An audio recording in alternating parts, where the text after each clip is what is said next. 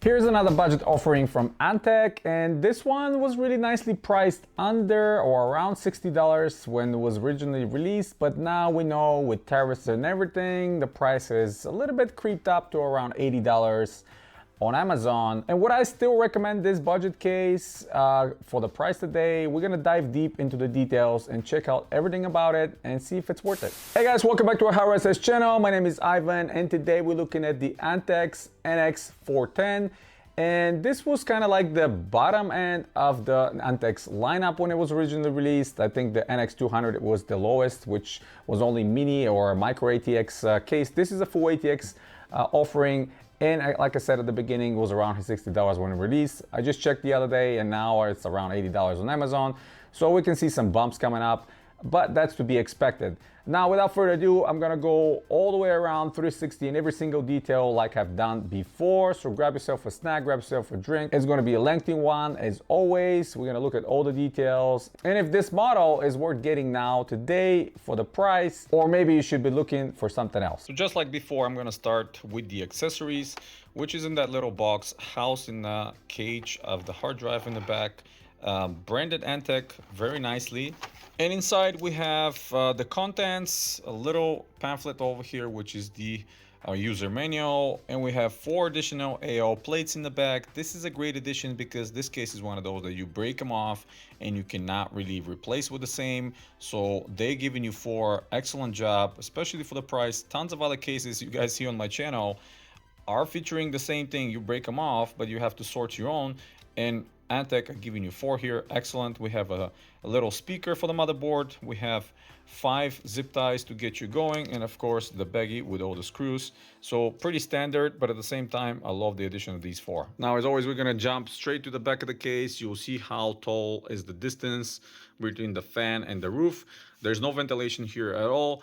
And the included ARGB fan on the back is 120 millimeter. There's no space for 140. This is one of the minor negatives here. But again, considering the price, I'm not expecting anything crazy. The width of the case is not that big, so it only allows the 120 right here. In the bottom here, there are 7 AO plates. These again mentioned, you break them off and you're done. Luckily, they gave you 4, so you can put them on. Not the same pattern, unfortunately. This one you can see is dot perforations, and the ones they're giving you in the package are slots. So it'll be a little bit thrown off, but I kind of forgive them that because at least they're giving you those 4 extra. And the removal process is again very easy and familiar. Unscrew here, remove the shield, break them off, do the rest. In the bottom here, of course, don't mind my very old HP power supply that I'm using for testing, but no outside frames for power supplies. Don't expect that for that price range, but normal cutout. And you can see how tall this case stands from the desk. The feet are plastic on top, on the side, nothing shiny, and in the bottom is foam, no rubber. You see how easy this case slides, so keep that in mind. And the other thing you need to keep in mind is as soon as you put all the internals, your heavy power supply, your heavy GPU and the rest of it, it's not going to be as easy to move, but at the same time the foam is going to get compressed a lot and the plastic eventually is going to start touching the bottom of the desk. So yeah, it might create some scratches and rings and stuff like that, so keep that in mind. Again, these are small details that not a lot of people talk about, but I pay attention and I know what's going to happen if there's no rubber. Now we're going to move on to the right side of the case or the back and see what's out there. Side panel removed, and now we're going to see the space in here. Again, the side panel is nothing to write home about. The screws used are the same cheapy one, metal with a plastic cover on top. Not my favorite, but they will do for the beginning. At least they're easy to grip and to kind of work with, so no problem here. Starting from the top, you see the distance again, the last holes for the motherboard, and the distance to the roof, that's 2 inches. So you're gonna have plenty of space to install a radiator and the fans. Large penetrations here for the cables routing, more tying points here for the included, or maybe some more if you want to, or if you have the zip ties all around to create some nice cable management. So very good job here, Antec. A large penetration here, and reinforced, mind you. See how the metal is bent, that provides some reinforcement. to work on the back side of the motherboard if you need to. Cable management here is not the best, obviously. They out of the stock, they just tie them together, and considering that all the AIO is on top, it's not going to be very stylistic, but at least it's functional. And speaking of functional, here is some of the things. Here is some of the placement of the SSD drives. So one SSD drive can be mounted here on this kind of plate. Then we have more placement here. Two more can be added directly to the frame, and more can be added on top of the hard drive cage. Again, if you're not using hard drives, once again, I'm gonna say it, hard drive cages and stuff like that, I'm removing immediately if I'm building it for myself, because I want maximum space here for the cables of my power supply. Don't mind, again, this power supply, it's nothing special, but longer power supplies, you would want the maximum space, and if you remove this cage, it's going to be more. And in 2025, I'm not using conventional hard drives in a gaming desktop unless it's a server, but then again, it's not going to be this case. If it's a server, I need a lot more hard drives. So yeah, this is going to be removed, so you're going to have plenty of space here. Otherwise, hard drive can be mounted here on the caddy that I showed you earlier. This is the caddy, and one can be mounted on top. Otherwise, SSD drive here, SSD drive above it, one over here, and one here on that removable plate. So now if we shift things down below where the power supply is, and let me remove it real quick to show you something more. This is the placement of the power supply. You see where it's gonna go. Standard 16 centimeter long power supplies can fit no problem. If you need more space, you might have to remove the caddy. So hopefully you don't need it just like I do. But the caddy can be repositioned where it is by stock, or moved back a little bit, about an inch, to give more room in the front. If you're installing 360 radiators in the front, you're definitely going to need that room, and you're going to have to reposition this caddy or remove it. This is the penetrations for the power supply, and a negative here, I'm going to say right away, no foam, no rubber to separate the metal from the bottom of the power supply, so it's going to rub off on top of this metal, and anytime you move it, it's going to be tiny movement from the power supply, I think.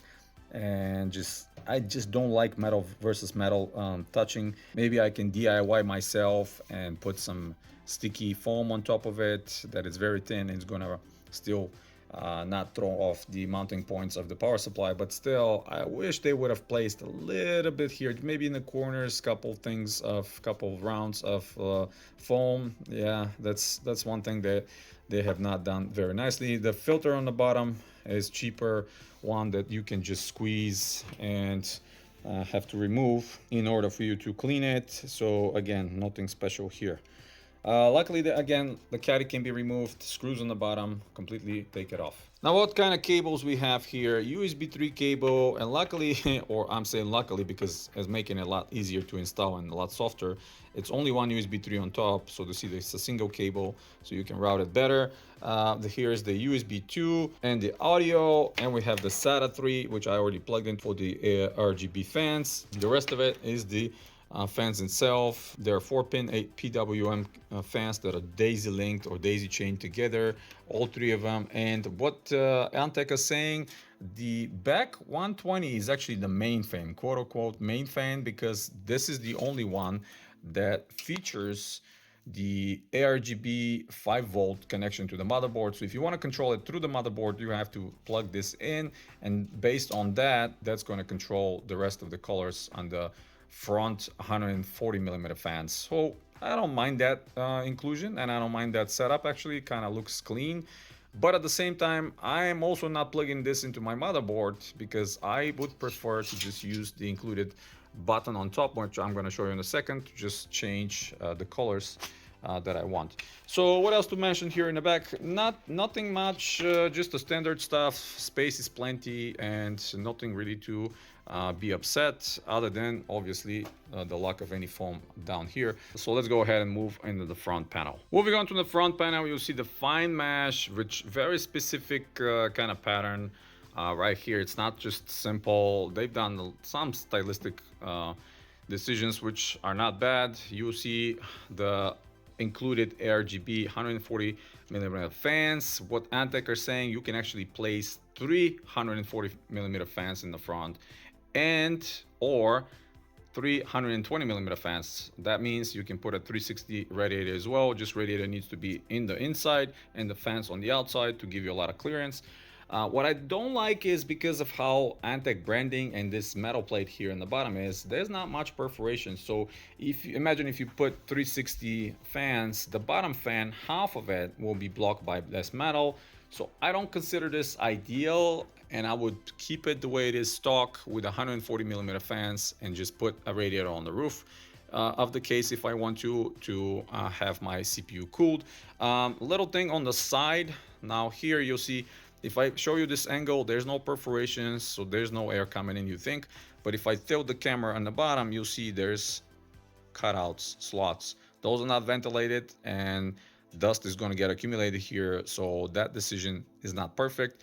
Antec, if you wanted to make it stylistic like this, a design choice, great. Just block those, make it completely blocked. We have plenty of air coming from the front, no need for the side, and this is not filtered, so it's not ideal. So now let's pull the front and I'll show you what I'm talking about in a second. And here is my second issue when it comes to the front panel and the decisions. I'm not sure who is the actual OEM or ODM for this specific case that Antec ordered for them, but this is not Antec signature. This is not what they're doing. They never put a cutout here. They only put a little nudge, and that way you don't have to worry about the dust accumulating inside here. This is a problem because this is not completely blocking the air coming in, and you're gonna have tons of dust accumulating here. So not a huge fan of this Antec. Next time, please do your regular stuff where you are having a complete plastic here with a little nudge. That will be so much better. No extra filter in the front, excellent. Plastic clips, normal stuff, budget friendly, obviously. And if you want to clean it, just take the whole front off. Just be careful because these plastics tend to break over time. Just be very careful when you're yanking it, and then kind of vacuum it and stuff like that. Wipe it off. Yeah, other than that, this front Antec branding is a bit big for my liking. I wish it was a small logo or small branding onto the side, but that's what they stuck with. And now here is the front. Plenty of space for 140s, plenty of space for 120s. And imagine if you move these 140s higher up more, and you can definitely place another one here. So 3 140s, that's gonna give you a ton of air inside. You see how close this caddy is though. So yeah, make sure to remove it if you're planning to put another fan here, or if you're planning to put a radiator and a fans. To me, I'm leaving it stock the way it is. I think it's plenty functional, and if you're keeping things in budget, you don't want to be investing more money in fans. They're not that cheap these days. Plenty of spaces to run cables, and I think functional wise the front is well designed. Now if I peek real quick on top, you'll see magnetic filter, and you can install 240 or 280 radiator, or you can put 2 120 fans or 2 140 fans. Good penetrations, good rails to mount the bolts on it. And top IO, we have USB 3, 2 USB 2s, separated headphone and microphone jack, separated LEDs for function and hard drive activity, reset button which is labeled LED because it's either or, and a power button. Not my preferred setup. I wish it was separated buttons, but again, budget. So LED, you just press and it's gonna switch. We're gonna show that in a second. So yeah, let's go into the main chamber now. Going to the main chamber, you'll see the handle here. It's pretty comfortable. The magnets are strong actually. If you see, I'm moving the whole case when there's no stuff inside and it's not heavy, the whole case moves. The glass itself is 3 millimeters, so not the thickest, but again, budget. Yeah, we have the magnets on top and magnet right here on the bottom. They're pretty strong, and after we swing it all the way around, of course it can be removed from the hinges, but you can swing it all the way around to be out of the way. We'll peek inside the main chamber. And yeah, this is what I was talking about. The roof, not the most elegant solution. The cables are kind of exposed. They're kind of on the way. You know, maybe you can tuck them in a little bit, make a little bit more room, and do a better cable management here. It's not really going to be on the way of the top 140 millimeter fan. Same for the bottom. Perforations on top of the power supply. Shrouds, perforations right here. My preferred actually is to have perforations on both bottom and top right here. They stack only with the bottoms, which is not bad because it's easier when you have ports right here to the cable to just come up and straight in plug in, because if it's only here, it has to do almost 360 to come back around. So not a bad solution. Good perforations here, and of course they left you options to put some more fans here. I always advise against it, so unnecessary. Leave it as a passive pass through right here, because if you put longer power supply, this is the shortest you can think of, but if you put one that's standard size up to here, not only you're blocking the first one, but you're blocking the second one. You're only creating noise and you're not providing any ventilation. Here are the planks in the back. Here's the 120 fan in the back, and the space, like I mentioned, 2 inches between the top of the motherboard and the roof of the case. So nothing unusual. Let me plug in the power supply and we see the RGB, and we're gonna wrap this one up with this budget-friendly case from Antec. And here's the RGB in all of its glory. Obviously this is the one by default. It comes with the rainbow cycle. You see the back fan, you see the front. And by the way, they're extremely quiet. I think the front ones are running under 1,000 RPMs. Maybe the back one is 11 or 1,200 RPMs. But I'm gonna silence myself for a moment and see if you can pick up any of the noise.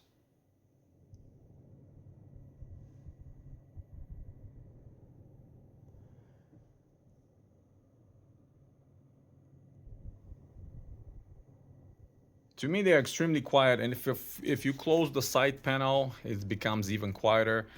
So excellent job, Antec, for providing these fans. Again, ARGB fans, 3 of them for that price is not bad. And now if I press on the LED, you'll see how the color cycles. We have the obligatory different effects, breathing effects, color change, all that stuff is available here. I think there's like 20 plus different options. Obviously we have unified colors if you want to match the internals of your computer, which is my preferred. So yeah, all that is on board and all is that is working. You don't have to install an extra software or deal with controllers or anything. All you need to do is just press that little button on top. Well, obviously there's a built-in controller here on top, which is very small, but all you need to do is just press that button, change the colors, and find the one you like the most, or turn them off like this. You see, just with the press of the button cycle until you turn them off. Yeah, what can I say? I think for the price, they have done a lot of good decisions here.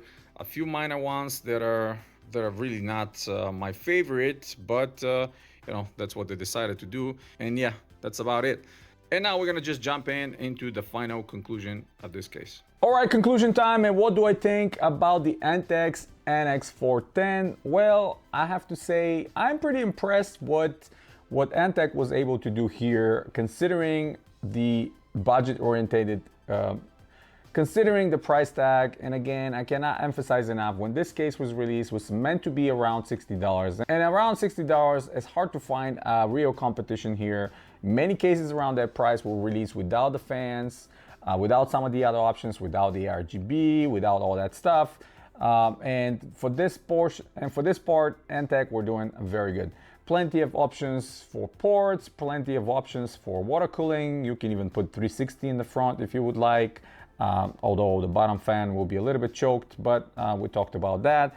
And plenty of space between the last holes for the motherboard and the roof of the case. So 240 or 280 millimeter radiators on top are also possible, which ideally would be my preferred choice. 240 on top. I'm gonna leave the stock fans the way they are, and the case will be perfectly fine.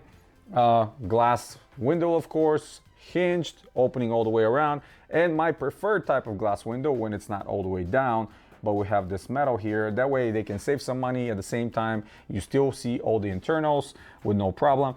But again, I think they've done a great job for the most part, giving you the two 140 millimeter in front, one and 120 in the back, ARGB control from the button, all that stuff. The only thing that kind of irks me a little bit is the hole on the bottom of the front panel, which I praise Antec all the time. This must be a different OEM they're producing these case with, because every single model I looked before has a little notch to pull the front panel instead of a hole, and this one is not ideal. Obviously, I'm gonna have to put some masking tape to block the dust coming inside, but the front mesh is good enough. And yeah, that's pretty much it. What else I can say? You guys see every single detail about this case, and if you see it on a lower price, I definitely say grab it. But now every single case will creep up, so maybe $80 is the new standard. So yeah, sadly, this is the situation we have to deal with. But regardless, hit the thumbs up if you like the video, stay tuned to the channel, subscribe if you're new, check out some of the other videos coming very, very soon. Check out also the link in the description. It helps me tremendously to bring you videos like this regularly. And as always, guys, you have a wonderful day.